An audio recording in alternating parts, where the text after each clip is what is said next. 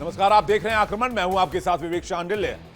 आक्रमण खास पेशकश, जहां जंग की हर चिंगारी को हम आग बनने से पहले पकड़ लेते हैं। दुनिया इस वक्त जंग की भट्टी में तप रही है। हर दिशा से बारूद की गंध आ रही है, हर मोर्चा धधक रहा है और इन्हीं आग की लपटों में कई देश झुलस रहे हैं। आज हम आपको दिखाने जा रहे हैं जंग और तनाव की तीन तस्वीरें जो दुनिया की सियासत को हिला रही हैं, दुनिया के ताने बाने को बिगाड़ रही हैं और जिनसे यह तय होगा कि आने वाले वक्त का भविष्य कैसा होने वाला है, आने वाली दुनिया का भविष्य कैसा होने वाला है। पहली तस्वीर है एक पुतिन सब पर भारी।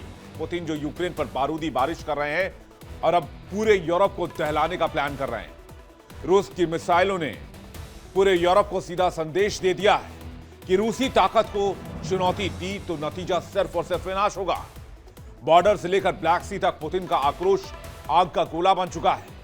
यही वजह है कि यूरोप से लेकर अमेरिका सब हाई अलर्ट पर आ गए हैं। दूसरी तस्वीर और भी खतरनाक है क्योंकि सवाल उठ गया है क्या यूक्रेन का नक्शा अब वैसा नहीं रहेगा। रूस की रणनीति क्लियर है, एक एक इलाके पर कब्जा और फिर नक्शे की लकीर पुतिन अपनी मर्जी से खींचेंगे। यूक्रेनी सैनिक मोर्चे पर तो हैं लेकिन गोला बारूद खत्म हो गया है और रूस की बारूदी बारिश हर शहर को रणभूमि में तब्दील कर रही है। तीसरी तस्वीर हिंदुस्तान से जुड़ी है। फिलीपींस ने भारत के ब्रह्मोस मिसाइल तैनात कर दी है और निशाना सीधा चीन पर है। ब्रह्मोस वही मिसाइल है जिसने पाकिस्तान के होश उड़ाए और चीनी हथियारों का बेड़ा गर्क किया और अब वही चीन की नींद उड़ाने के लिए फिर तैयार है। फिलीपींस ने कहा है सागर की सीमा अब सुरक्षित है तो बीजिंग में खलबली मची हुई है। दक्षिण चीन सागर में अब ड्रैगन नहीं ब्रह्मोस की गरज गूंज रही है। तीन तस्वीरें, तीन मोर्चे और संदेश सिर्फ एक। दुनिया फिर से बारूद के ढेर पर बैठी है। पुतिन की जंग, यूक्रेन का संघर्ष और ब्रह्मोस की धमक सब मिलकर बता रहे हैं कि शांति बस एक उम्मीद भर बची है। तो आइए देखते हैं आज की खास पेशकश आक्रमण में ये तमाम खबरें डिटेल से। लेकिन इस बीच शुरुआत करेंगे बड़ी खबर के साथ। रूस यूक्रेन जंग से जुड़ी बड़ी खबर यह है कि रूसी खतरों से तंग नेटो का बड़ा एक्शन प्लान। पोलैंड रोमानिया में एंटी ड्रोन सिस्टम की तैनाती की गई है। बॉर्डर के पास यूएस मोरोप्स सिस्टम तैनात किया गया है। यह इस वक्त की बड़ी खबर आ रही है। पोलैंड रोमानिया में एंटी ड्रोन सिस्टम की तैनाती की गई है। बॉर्डर के पास यूएस मोरोप्स सिस्टम तैनात की गई है। यूक्रेन से और रूस के बीच जो जंग जारी है उससे बड़ी खबर इस वक्त आ रही है। रूसी खतरों से आजिद आकर नेटो ने बड़ा एक्शन लिया है। बॉर्डर के पास डिफेंस सिस्टम की तैनाती शुरू कर दी है क्योंकि दिन ब दिन रूस से जंग का खतरा यूरोप के बीच बढ़ता जा रहा है।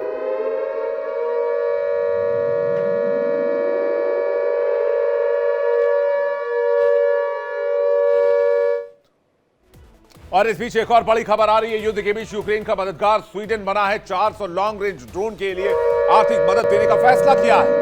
एक और बड़ी खबर, ब्रेकिंग न्यूज, वॉर ब्रेकिंग इस वक्त आपके सामने। जंग की चिंगारी लगातार भड़क रही है। युद्ध के बीच यूक्रेन का मददगार बना है स्वीडन। 400 लॉन्ग रेंज ड्रोन के लिए आर्थिक मदद दी है। यूक्रेन को हर संभव मदद कर रहा है स्वीडन और स्वीडन को अंजाम भुगतने की चेतावनी पुतिन पहले ही दे चुके हैं। अब खबर यह आ रही है कि 400 लॉन्ग रेंज ड्रोन खरीदने के लिए स्वीडन यूक्रेन को आर्थिक मदद मुहैया करवा रहा है, पैसे मुहैया करवा रहा है, जिससे ये जंगी ज्वाला और ज्यादा भड़क सकती है, हिंसा और ज्यादा भड़क सकती है और युद्ध लंबा खिंच सकता है।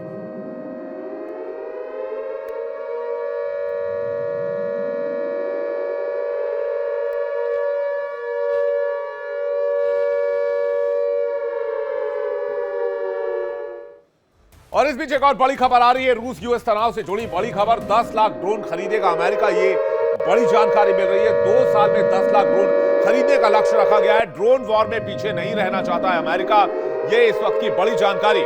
ब्रेकिंग न्यूज आपके सामने है इस वक्त। बड़ी खबर यह है 10 लाख ड्रोन खरीदने जा रहा है अमेरिका। 2 साल में 10 लाख ड्रोन खरीदने का लक्ष्य है और 2 साल में 10 लाख ड्रोन अमेरिका खरीदने की तैयारी कर रहा है। दलील यह है कि ड्रोन वॉरफेयर में अमेरिका पीछे नहीं रहना चाहता है, इसलिए 10 लाख ड्रोन अमेरिका खरीदने जा रहा है। ड्रोन से विध्वंस मचाने की तैयारी है, ड्रोन से चीन से लोहा लेने की तैयारी है। बता दें आपको कि 10 लाख ड्रोन अमेरिका खरीदने जा रहा है और अगले 2 साल में 10 लाख ड्रोन खरीदकर अमेरिका इस लक्ष्य की पूर्ति करेगा। आइए अब आपको बताते हैं कि ड्रोन के डर से कौन कौन से देश इस वक्त अलर्ट पर हैं। ड्रोन का डर किन किन देशों में घर कर गया है। नेटो देशों में ड्रोन को लेकर खास तैयारी की जा रही है। स्पेशली पोलैंड में, रोमानिया में एंटी ड्रोन सिस्टम तैनात किए गए हैं। मेरोप्स इलेक्ट्रॉनिक जैमिंग सिस्टम से लैस है जिसे तैनात किया गया है। यह ड्रोन को पहचान कर उसे फौरन मार गिराने में सक्षम है। लॉन्ग रेंज ड्रोन प्रोडक्शन में तेजी आई है। लॉन्ग रेंज ड्रोन बनाने के लिए स्वीडन से यूक्रेन को लगातार मदद मिल रही है। 2 साल में अमेरिका 10 लाख ड्रोन खरीदने जा रहा है। अमेरिका का लक्ष्य है कि अगले 2 साल में दुनिया भर से 10 लाख ड्रोन की आपूर्ति करें। लेकिन इस बीच एक और बड़ी खबर आ रही है, उसका रुख कर लेते हैं। ब्रेकिंग न्यूज है, रूस और यूरोप में टेंशन बढ़ती जा रही है। यूरोपियन यूनियन का रूस पर एक्शन सामने आया है। रूस के नागरिकों पर सख्त पाबंदी लगाई गई है। रूस के लोगों के लिए शेंगेन वीजा बंद करने का फैसला किया गया है। रूस के लोगों को शेंगेन वीजा बंद कर दिया गया है। शेंगेन वीजा नहीं दिया जाएगा। रूस यूरोप में टेंशन बढ़ती जा रही है। यूरोपियन यूनियन ने बड़ा एक्शन लिया है रूस पर।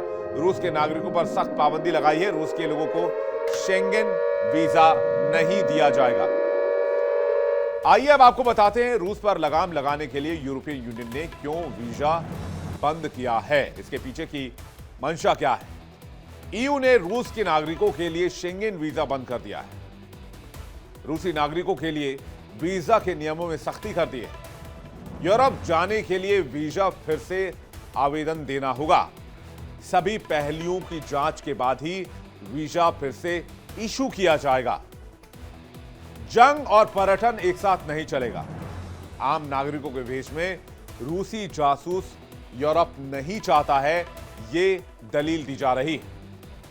अब आपको यह भी बता देते हैं कि शेंगेन वीजा आखिर क्या है। यूरोपीय देशों की यात्रा के लिए शेंगेन वीजा जारी किया जाता है। कहते हैं पूरा यूरोप आप सिर्फ एक वीजा से घूम सकते हैं। एक वीजा से 29 यूरोपीय देशों की यात्रा की जा सकती है। सिर्फ एक वीजा से आपको कहीं और इधर उधर जाने की आवश्यकता नहीं है।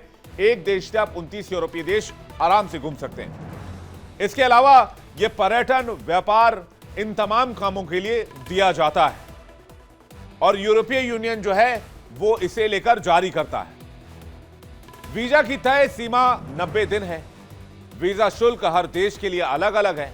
जैसे जैसे आप देशों में एंट्री होते हैं आपको वीजा फीस देनी होती है, लेकिन वीजा एक ही होती है पूरे यूरोपीय यूनियन के लिए। 2024 में 5,65,000 रूसी नागरिकों को यह शेंगेन वीजा मिला था, लेकिन अब इसे होल्ड कर दिया गया है। वजह रूस का बढ़ता प्रकोप और यूरोपीय कंट्रीज पर रूस का बढ़ता दबाव। इसलिए यूरोपीय यूनियन ने भी अब सख्ती करनी शुरू कर दी है। यूक्रेन पर रूस के लगातार हमलों के बाद यूरोप खुलकर मोर्चे पर उतर आया है। ईयू ने रूस के नागरिकों के लिए वीजा नियम सख्त कर दिए हैं। कई रूसी संपत्तियां फ्रीज कर दी है और नई पाबंदियों की तैयारी शुरू कर दी है। यूरोपीय यूनियन अब हर मोर्चे पर काउंटर स्ट्राइक के मूड में दिख रहा है। साफ है, पुतिन के बढ़ते प्रभाव को रोकने के लिए यूरोप अब किसी भी कीमत पर पीछे हटने को तैयार नहीं। यूरोप के आसमान में एक बार फिर बारूद की बू आ रही है। धुएं से घिरी सीमाओं पर खतरे का साया गहराता जा रहा है और सवाल उठ रहा है, क्या तीसरे विश्व युद्ध की आहट अब यूरोप के दरवाजे पर दस्तक दे चुकी है?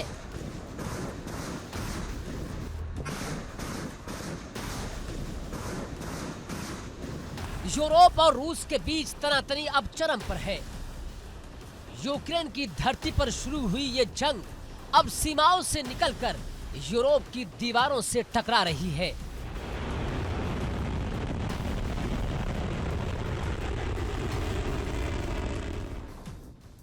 पोलैंड और रोमानिया ने अपनी सीमाओं पर हाईटेक एंटी ड्रोन सिस्टम तैनात कर दिए हैं, क्योंकि पिछले कुछ हफ्तों में रूसी ड्रोन ने इन देशों के एयर स्पेस को छू लिया है। और अब किसी को शक नहीं, ये युद्ध बस यूक्रेन तक सीमित नहीं रहा। अमेरिका ने भी अपनी मौजूदगी बढ़ा दी है। रोमानिया की सीमाओं पर अब दिख रहे हैं मेरोव सिस्टम्स, यानी वो आंखें और कान जो आसमान से हर हरकत पर नजर रखेंगे।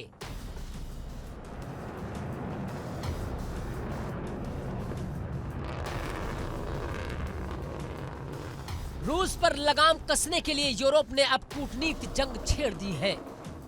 यूरोपीय यूनियन ने रूस के नागरिकों के लिए वीजा नियम सख्त कर दिए हैं।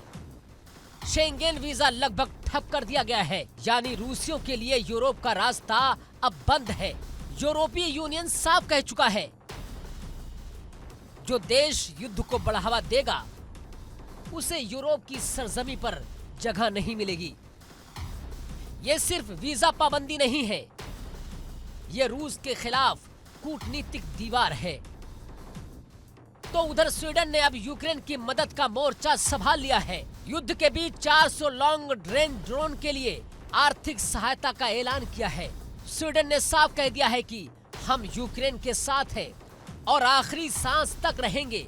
यानी यूरोप अब सिर्फ दर्शक नहीं रहा, अब हर देश इस युद्ध में किसी न किसी पाले में उतर चुका है।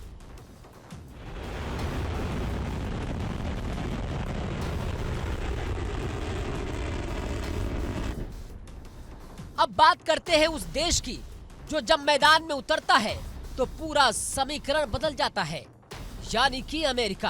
पहले परमाणु धमकी, फिर प्रतिबंध और अब ड्रोन वार का ऐलान। अमेरिका ने फैसला किया है कि आने वाले 2 साल में 1 मिलियन यानी कि 10 लाख ड्रोन खरीदे जाएंगे। यानी अब जंग का मैदान टैंकों और फाइटर जेट्स से नहीं, ड्रोन की फौज से तय होगा।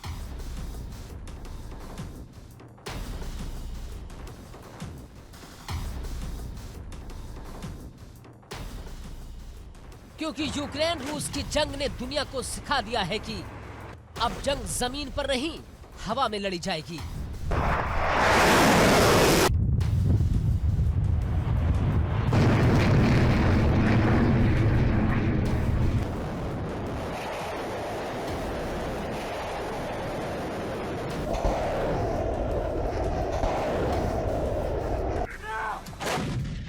नेटो और अमेरिका की तमाम पाबंदियों के बावजूद रूस अब भी पीछे हटने को तैयार नहीं है, बल्कि और ज्यादा हमलावर हो चुका है।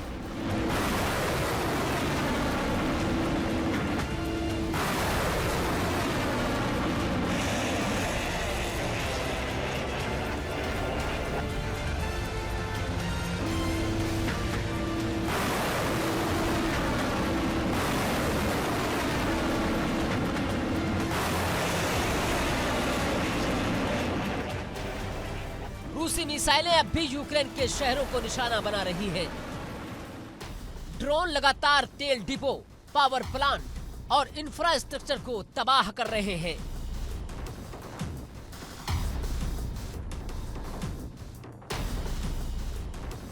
कीव से लेकर ओडिशा तक हर रात आसमान में आग का नजारा दिखता है और जवाब में यूक्रेन भी अब चुप नहीं है। उसके ड्रोन रूस की धरती तक पहुंच चुके हैं, जहां तेल रिफाइनरी और फ्यूल डिपो जल रहे हैं।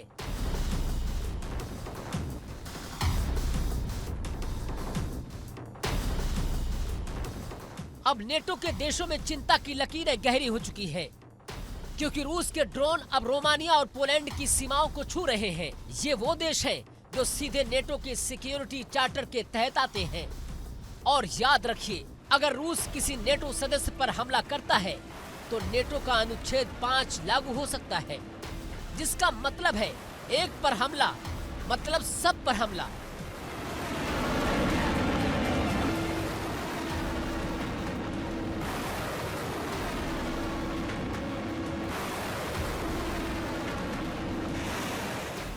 और अगर वो दिन आ गया तो ये युद्ध सिर्फ रूस यूक्रेन नहीं रहेगा, बल्कि पूरी दुनिया में बारूद की लपटें फैल जाएंगी।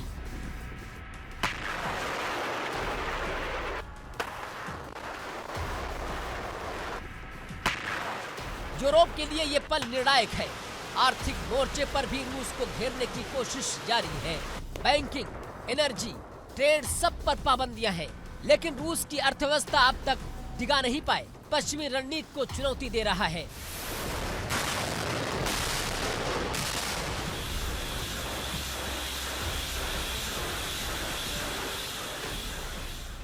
पोलैंड, लिथुआनिया और बाल्टिक देशों में अब एयर डिफेंस अलर्ट पर जारी है। हर देश अपने एयर स्पेस की निगरानी बढ़ा रहा है।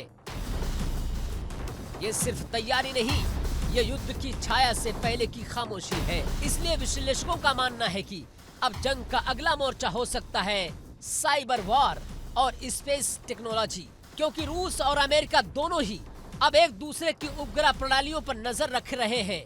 सूचना युद्ध यानी कि इंफॉर्मेशन वॉरफेयर, जहां झूठी खबरें भी हथियार बन चुकी हैं। यानी युद्ध अब सिर्फ टैंकों से नहीं, डेटा, ड्रोन और डिजिटल से लड़ा जा रहा है। Огневой налет. Цель 107-я. Бронетранспортеры. अब सवाल यह है कि भारत के लिए ये सब क्या मायने रखता है? तो जवाब है बहुत कुछ, क्योंकि रूस भारत का पुराना साझेदार है और यूरोप भारत का बड़ा व्यापारिक भागीदार है। अगर ये जंग और बढ़ी तो तेल, गैस और रक्षा सौदों पर सीधा असर पड़ेगा। भारत को एक बार फिर कूटनीति की पतली रस्सी पर चलना होगा, ना रूस को नाराज करना, ना पश्चिम जगत से रिश्ता बिगाड़ना।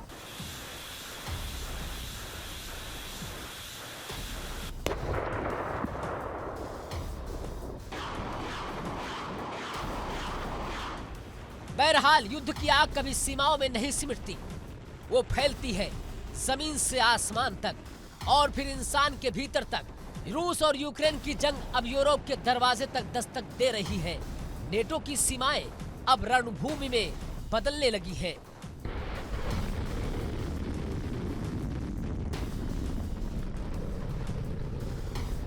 और दुनिया एक ऐसे मोड़ पर खड़ी है जहां एक गलती पूरे ग्लोब को जला सकती है।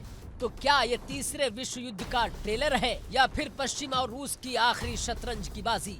फिलहाल इतना तय है, आग लगी है और राख बनने से कोई नहीं बचा है। Bureau report, India daily.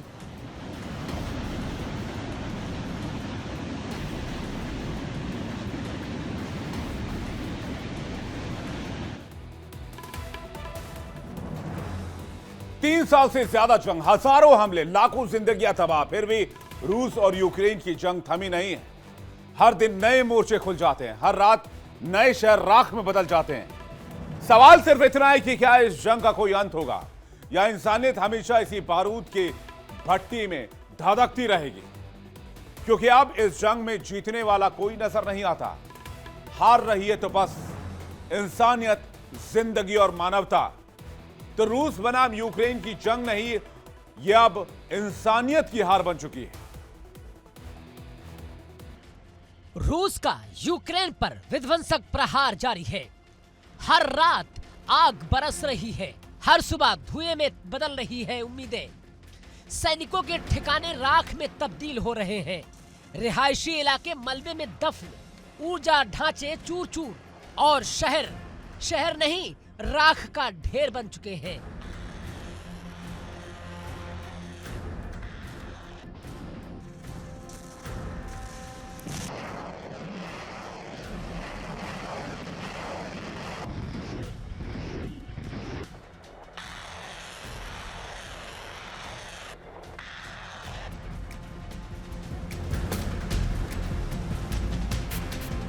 Donbas से लेकर खार्किव तक रूस की मिसाइलें आसमान चीरती निकल रही हैं। यूक्रेन के आसमान में रात का अंधेरा अब मिसाइलों की चमक से रोशन हो चुका है। सिर्फ पिछले 48 घंटे में रूस ने 70 से ज्यादा मिसाइलें दागी हैं। टारगेट बने पावर प्लांट, रेल जंक्शन और सैन्य डिपो।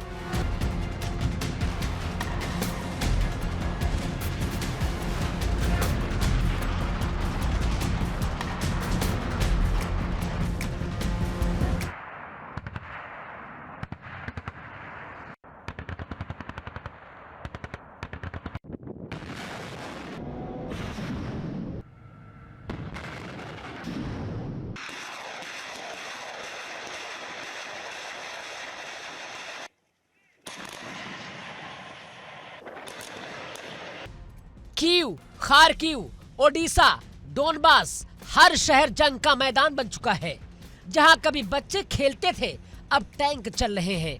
जहां कभी घरों की खिड़कियों से मुस्कान झांकती थी, अब वहीं से झांकता है बारूद का धुआं। रूस की सेना अब धीरे धीरे पर सुनियोजित तरीके से आगे बढ़ रही है। हर दिन यूक्रेन का एक नया इलाका अपनी गिरफ्त में ले रही है। रूसी ड्रोन, टैंक, मिसाइलें, किंजल हाइपरसोनिक हथियार यूक्रेन के हौसलों को तोड़ने की कोशिश में है।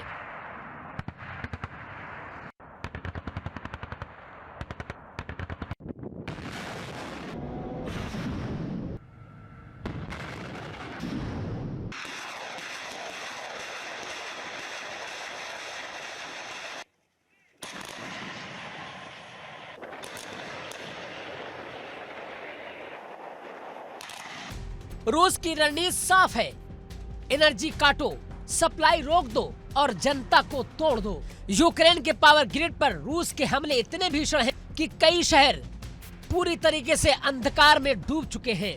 सर्दी आ चुकी है और बर्फ से ढका यूक्रेन अब ठंड से नहीं बल्कि जंग की जलती राख से सुलग रहा है।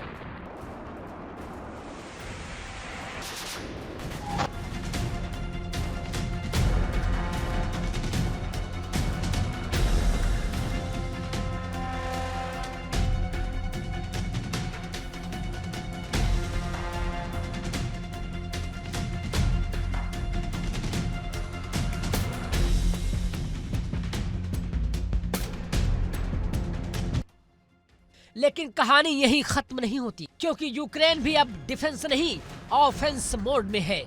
यूक्रेन का पलटवार शुरू हो चुका है। ड्रोन, क्रूज मिसाइलें और रैपिड सपोर्ट फोर्स के हमले रूस की सीमा के भीतर आग लगा रहे हैं। रूसी काफिले पर मिसाइलें बरस रही है। बेलगारोद और ब्रायांस्क जैसे बॉर्डर इलाके में यूक्रेनी ड्रोन रूसी फ्यूल डिपो उड़ा रहे हैं। सिर्फ 24 घंटे में 5 रूसी सैनिक मारे गए, कई घायल और एक पूरा बटालियन पीछे हटने को मजबूर है।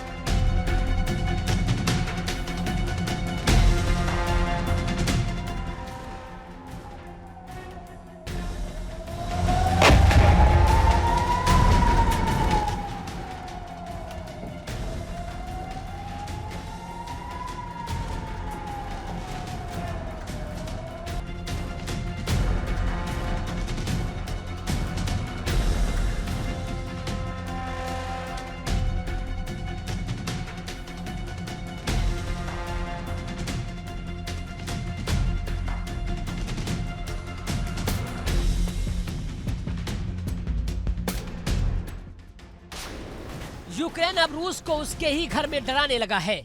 ड्रोन से, साइबर अटैक से और लंबे रेंज के स्ट्राइक से यूक्रेनी डर अब रूस के आकाश में मंडरा रहा है।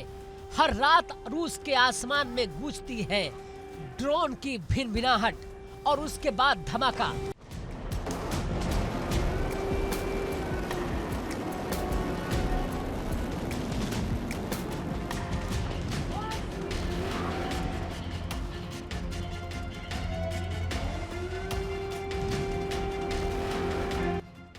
साल से ज्यादा हो चुके हैं इस जंग को, लेकिन सवाल वही, कौन जीत रहा है? रूस, जिसके पास ताकत, संसाधन और दुनिया की तीसरी सबसे बड़ी सेना है, या यूक्रेन, जिसके पास जज्बा, हिम्मत और पश्चिमी हथियारों का साथ है?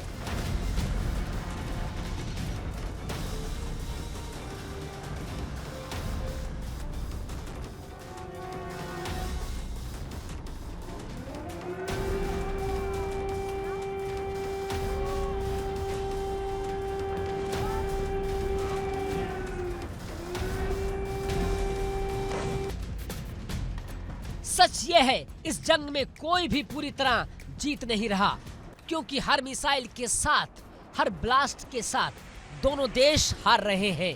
अपने लोग, अपने घर, अपना भविष्य, सैकड़ों शहर तबाह, लाखों लोग विस्थापित, हजारों बच्चे स्कूल छोड़ने पर मजबूर। यूक्रेन की सड़कों पर अब ज्यादा खामोशी गूंजती है। दुनिया देख रही है पर किसी के पास जवाब नहीं। अमेरिका, नेटो और यूरोप हथियार तो दे रहे हैं, लेकिन शांति नहीं ला पा रहे हैं। रूस कहता है हम अपनी सुरक्षा के लिए लड़ रहे हैं, तो यूक्रेन कहता है हम अपने अस्तित्व को बचाने के लिए लड़ रहे हैं। और इस जस्टिफिकेशन की लड़ाई में मर रहे हैं आम लोग।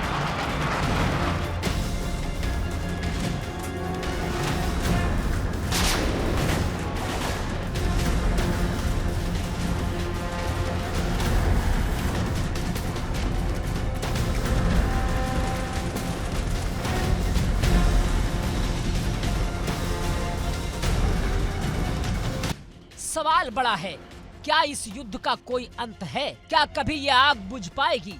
क्या कभी रूस और यूक्रेन एक ही मेज पर बैठेंगे? राजनयिक कोशिशें चलती रहती हैं, लेकिन हर कोशिश के बाद फिर शुरू हो जाता है बारूद का खेल। हर सीज फायर की घोषणा के बाद फिर गूंजती है मिसाइलों की आवाज।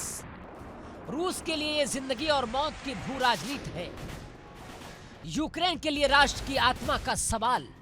इसलिए किसी भी पक्ष के झुकने की संभावना बेहद कम है। लेकिन समय अब दोनों देशों के खिलाफ जा रहा है। रूस की अर्थव्यवस्था दबाव में है, यूक्रेन के संसाधन सीमित, जनता थक चुकी है। यानी जंग की थकावट अब चरम पर है।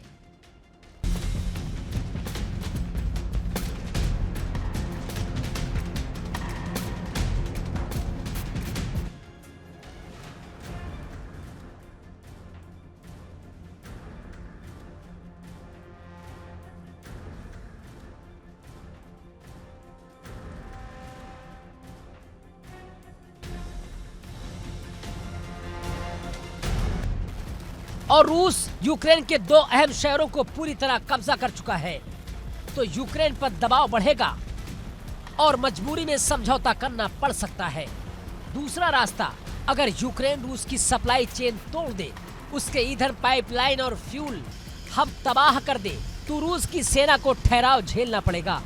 तीसरा रास्ता, अगर दुनिया एक आवाज में बोले अब बस, तो शायद कोई शांति समझौता जन्म ले सके।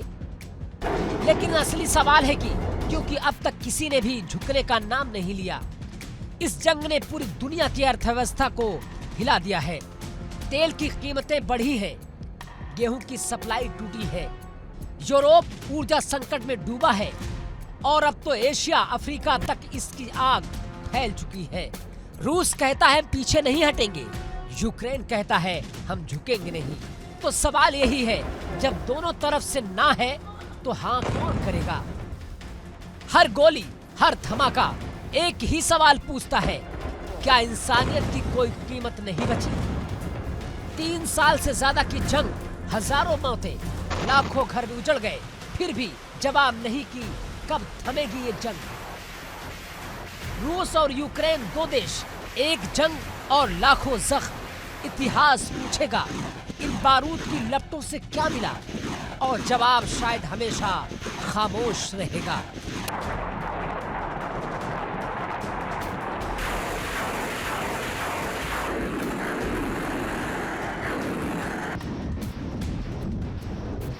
Bureau report, India daily.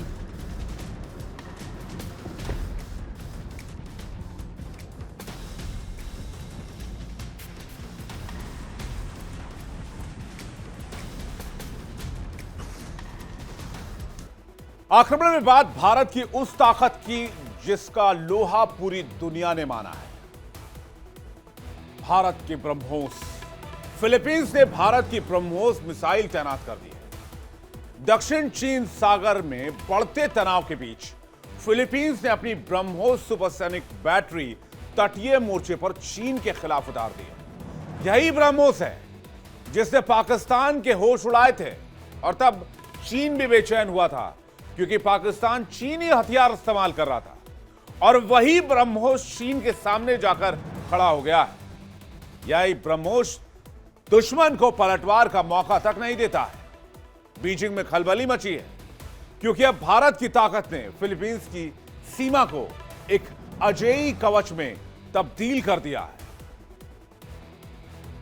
Bharat की ब्रह्मोस, वही मिसाइल जिसने पाकिस्तान के होश उड़ा दिए थे, अब उसी ब्रह्मोस ने चीन की नींद उड़ा दी है।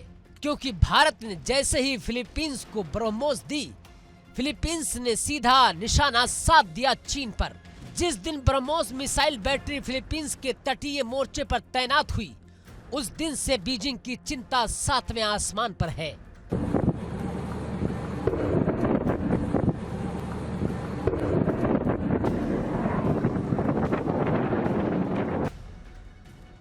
ब्रह्मोस ये सिर्फ एक मिसाइल नहीं, ये है दुश्मन के दिल में उतरने वाली बिजली, सुपरसोनिक की रफ्तार, 300 किलोमीटर से ज्यादा की दूरी पर सटीक वार। और अब यही भारत की ब्रह्मोस दक्षिण चीन सागर में चीन के खिलाफ मोर्चा संभाल रखा है। दुनिया के सबसे घातक क्रूज मिसाइलों में शुमार ब्रह्मोस की रफ्तार ऐसी कि इसे इंटरसेप्ट करना लगभग नामुमकिन है।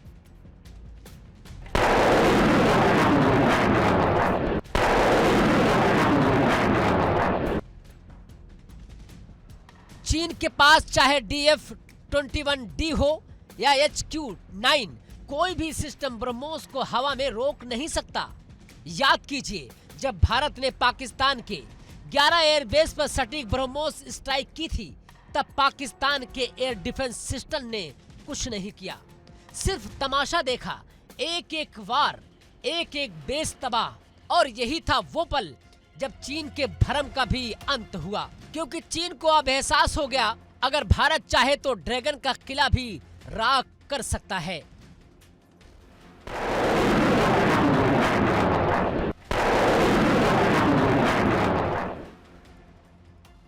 अब बारी फिलीपींस की है। दक्षिण चीन सागर में ब्रह्मोस मिसाइल की पहली तैनाती ने खेल ही बदल दिया। फिलीपींस ने भारत से हासिल की 3 ब्रह्मोस बैटरियां, जिनमें लॉन्चर, मिसाइल और मोबाइल कमांड यूनिट शामिल हैं।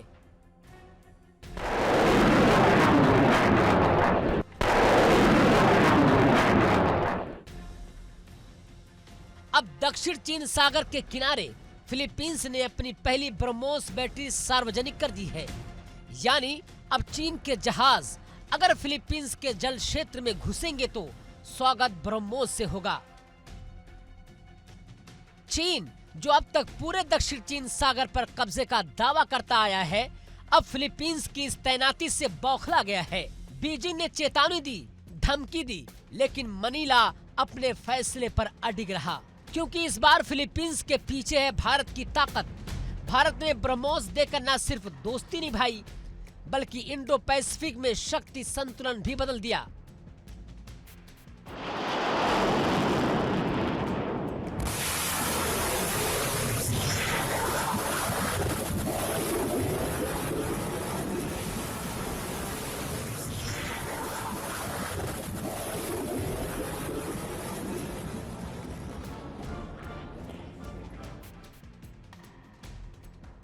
दक्षिण चीन सागर दुनिया का सबसे विवादित समुद्री इलाका है, जहां चीन हर छोटे देश पर दावा करता है। वही सागर अब चीन के लिए जंग का नया मैदान बन गया है। यहाँ हर हफ्ते झड़पें होती हैं, कभी फिलीपींस का कोस्ट गार्ड, कभी वियतनाम की नौसेना, और अब ब्रह्मोस की तैनाती ने चीन की रणनीति को उलट दिया है।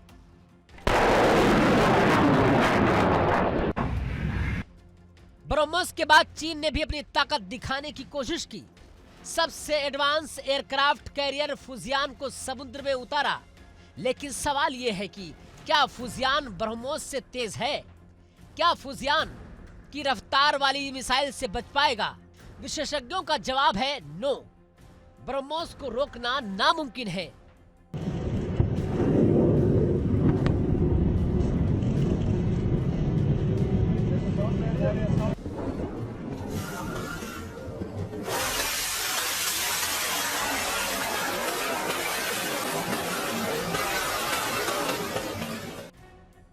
चीन अब चारों तरफ से घिर चुका है।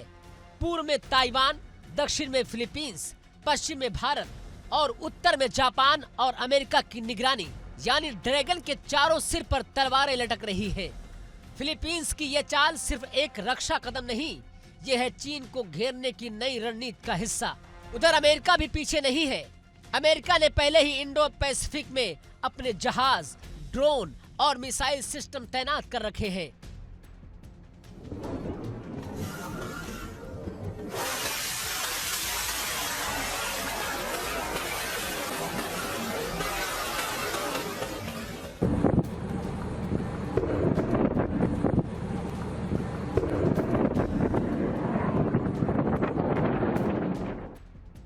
अमेरिका, जापान, ऑस्ट्रेलिया और फिलीपींस का नया गठबंधन चीन की सीमाओं को सिकोड़ने लगा है। यानी अब चीन सिर्फ सागर नहीं, संकट से भी घिर चुका है। और इस पूरे गेम में असली गेम चेंजर है भारत। भारत ने ब्रह्मोस देकर न सिर्फ दोस्त देश को ताकत दी, बल्कि दुनिया को दिखा दिया कि अब हिंदुस्तान सिर्फ रक्षा करने वाला नहीं, रणनीति तय करने वाला देश है। फिलीपींस, वियतनाम, इंडोनेशिया, मलेशिया सभी देश भारत से ब्रह्मोस लेने में दिलचस्पी दिखा रहे हैं। यानी मेक इन इंडिया अब सिर्फ नारा नहीं, ये बन चुका है चीन के खिलाफ मिसाइल डिप्लोमेसी।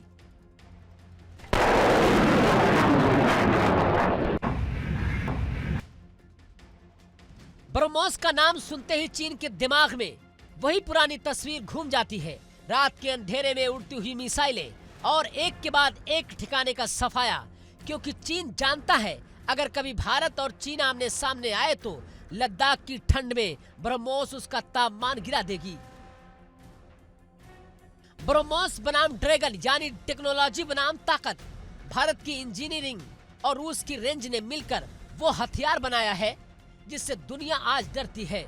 और यही डर अब चीन के हर एडमिरल की नींद उड़ाए हुए है। दक्षिण चीन सागर में अब नया पावर बैलेंस बन रहा है। भारत और उसके सहयोगी देश एक एक कर ड्रैगन के घेरे को तोड़ रहे हैं। और चीन को अब ये समझ आ गया है कि सिर्फ धमकियों से अब कोई नहीं डरता, क्योंकि अब हर देश के पास एक ही जवाब है, ब्रह्मोस। ब्रह्मोस सिर्फ हथियार नहीं, ये भारत की नई तकनीक क्षमता है।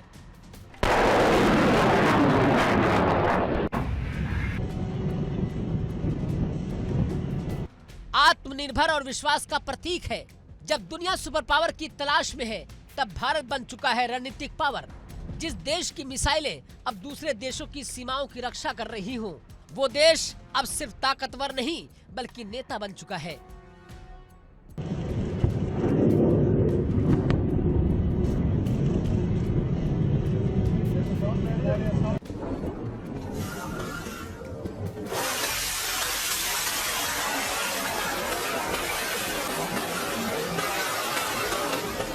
कहते हैं बंदूकें आवाज नहीं करती, मिसाइलें संदेश देती है।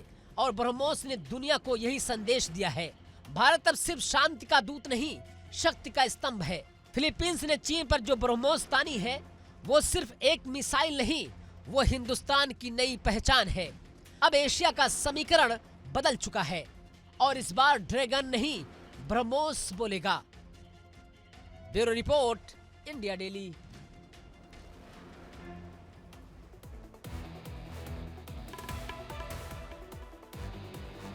जंग का एक और मोर्चा है अमेरिका और वेनेजुएला के बीच, जहां तनाव चरम पर पहुंच गया है। खुफिया रिपोर्ट्स में दावा किया जा रहा है कि अमेरिका किसी भी वक्त वेनेजुएला पर अटैक कर सकता है। तेल, सत्ता और रणनीति की इस जंग में काराकास जंग के साए में आ गया है।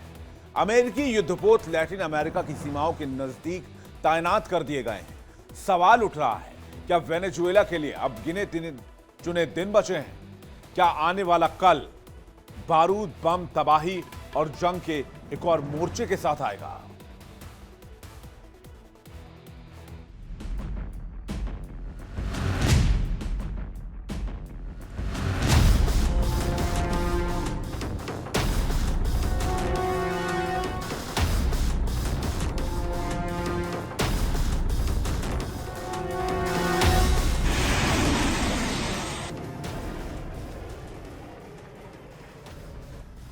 अमेरिका और वेनेजुएला के बीच तनाव अब नई ऊंचाई पर पहुंच गया है। पिछले महीनों में कैरिबियन सागर में अमेरिकी रक्षा ऑपरेशन और नावों पर हवाई हमलों की खबरों के बीच अब एक पूर्व अमेरिकी रक्षा खुफिया अधिकारी के दावों ने भू राजनीतिक चिंता और बढ़ा दी है। दावा है कि व्हाइट हाउस के पास वेनेजुएला पर सैन्य हमले का ब्लूप्रिंट मौजूद है। दरअसल सितंबर से अमेरिका ने कैरिबियन और पूर्वी प्रशांत में ड्रग तस्कर नावों पर सशस्त्र हवाई या समुद्री हमले शुरू किए, जिससे कई लोग मारे गए और क्षेत्रीय सरकारों और मानवाधिकार समूहों ने बड़े सवाल उठाए। अमेरिका का कहना है कि यह अभियान ड्रग ट्रैफिकिंग से जन सुरक्षा बचाने के लिए जरूरी है। इसी पृष्ठभूमि में तैनाती और निगरानी बढ़ी और कुछ रिपोर्ट्स में कहा गया कि अमेरिकी नौसेना वायु सक्रियता वेनेजुएला के तट के काफी नजदीक दिखाई दे रही है।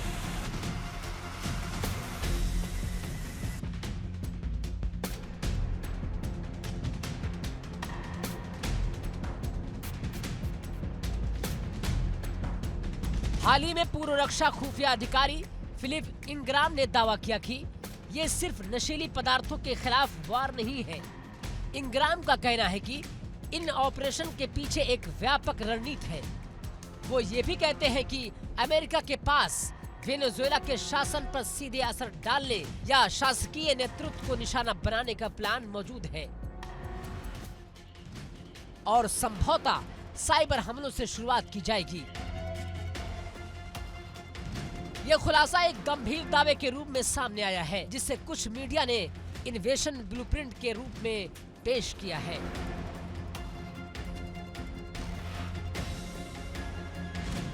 इंग्राम के कथन के मुख्य बिंदु है अमेरिकी साइबर कमांड वेनेजुएला की बिजली, संचार और सैन्य नियंत्रण प्रणालियों को निशाना बनाएगा।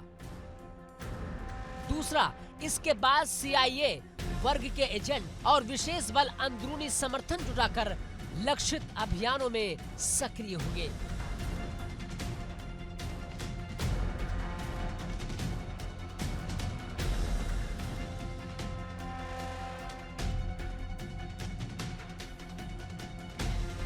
और तीसरा, राष्ट्रपति मादुरो और उनके करीबी सहयोगियों पर उत्प्रेरक निशानेबाजी की योजना बन चुकी है।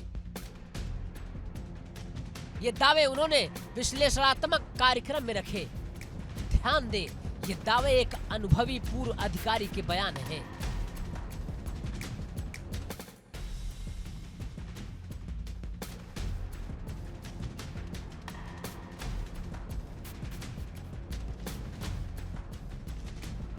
पर अभी तक अमेरिकी आधिकारिक तंत्र ने इस तरह के पूर्ण आक्रामक इरादों की सार्वजनिक पुष्टि नहीं की है।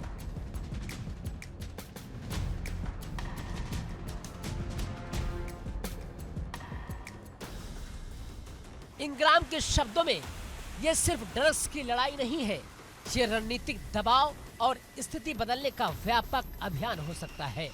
लेकिन ये भी साफ है कि ये एक दावे का वर्णन है, न कि सिर्फ राज्य की आधिकारिक नीति घोषणा।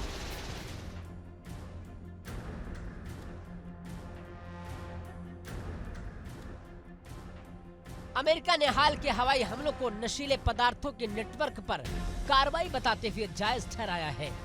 शीर्ष सुरक्षा प्रशासनिक दावों के बावजूद अंतर्राष्ट्रीय मानवाधिकार निकायों और कुछ देशों ने इन हमलों की निंदा की है।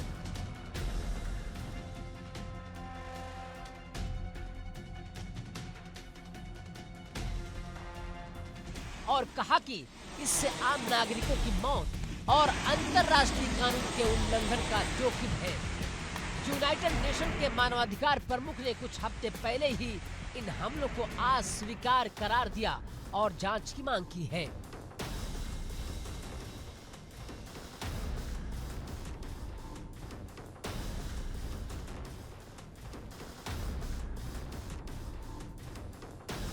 वेनेजुएला ने बार बार कहा कि संयुक्त राज्य उसकी संप्रभुता पर हमला कर रहा है, उसे नष्ट करने की साजिश चल रही है।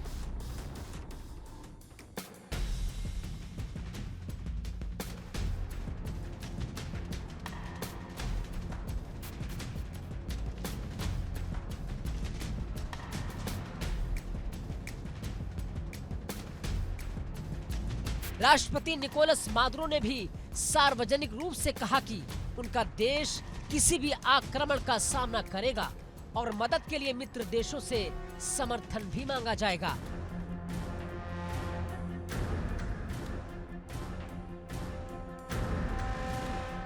वेनेजुएला ने अमेरिकी घटकों की नजदीकी तैनाती की इस रिपोर्टों पर कड़ी आपत्ति जताई है। इंग्राम जैसे सुरक्षा विश्लेषकों का कहना है कि आधुनिक युद्ध की पहली परत अक्सर साइबर होती है। बिजली, बैंकिंग, संचार, सैन्य कमांड चैनल वित्तीय और प्रशासनिक संघर्ष क्षमताओं को रोक सकती है।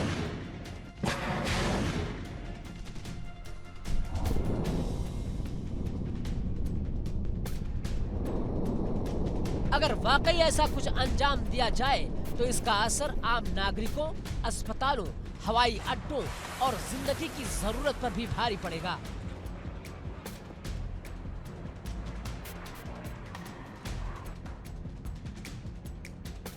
और ये क्षेत्रीय उथल पुथल की वजह बन सकती है। पर यह भी याद रखना जरूरी है कि साइबर अभियानों की प्रकृति अक्सर गोपनीय होती है और पुख्ता सार्वजनिक साक्ष्य के बिना आरोपों को परखा जाना चाहिए।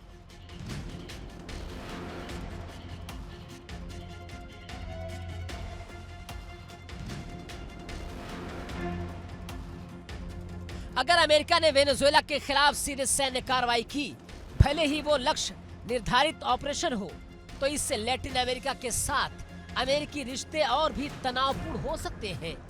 क्षेत्रीय देश जैसे कोलंबिया, डोमिनिकन रिपब्लिक और मैक्सिको, अनेक अंतर्राष्ट्रीय और मानवाधिकार संगठनों का कहना है कि नशीले पदार्थों का मुकाबला कानून और मानवीय मापदंडों के भीतर होना चाहिए, वरना क्षेत्र में अस्थिरता बढ़ेगी।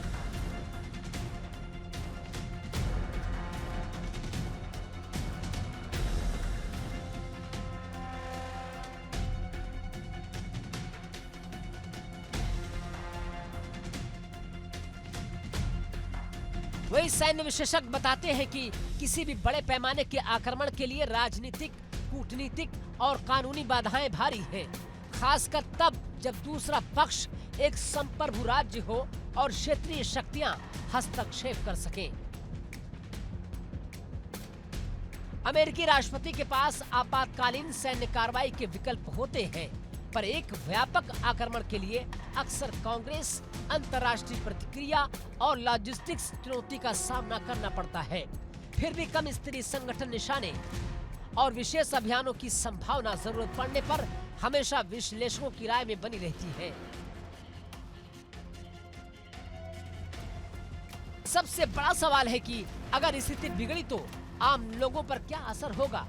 ऊर्जा, अस्पताल, बिजली और पानी के जारी रहने की स्थिति प्रभावित हो सकती है। शरणार्थी प्रवाह और सीमा निगरानी में इजाफा न सिर्फ वेनेजुएला बल्कि पूरे क्षेत्र में दबाव बढ़ेगा। इसलिए नीति निर्माताओं के साथ साथ मानवीय संगठनों का भी कहना है कि संगठन को सैन्य बिंदु तक महदूद रखने के बजाय कूटनीतिक और अंतर्राष्ट्रीय निगरानी से सुलझाया जाना चाहिए। बहरहाल वर्तमान खुलासे और रिपोर्टों ने एक बात साफ जाहिर कर दी है कि कैरिबियन में हालिया अमेरिकी सक्रियता ने क्षेत्रीय संतुलन और सुरक्षा को चुनौती दी है।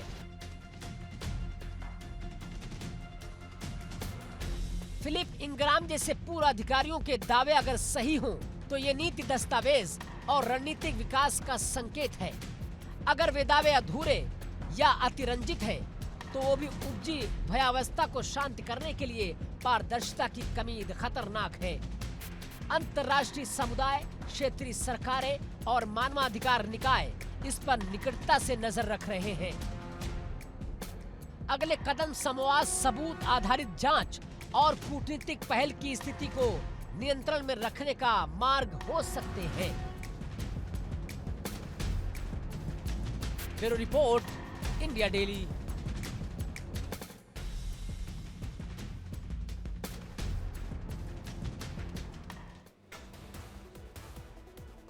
और अब आक्रमण में बारी है आज के कॉन्टेस्ट की। इंडिया डेली क्विज कॉन्टेस्ट में आज का सवाल है, ग्रेट वॉल ऑफ चाइना कहां पर है? आपके ऑप्शंस हैं, option A Japan, option B चीन। सही जवाब भेजिए 72407 72407 पर व्हाट्सएप के जरिए। सही जवाब देने वाले लकी विजेता को मिलेगा शानदार इनाम।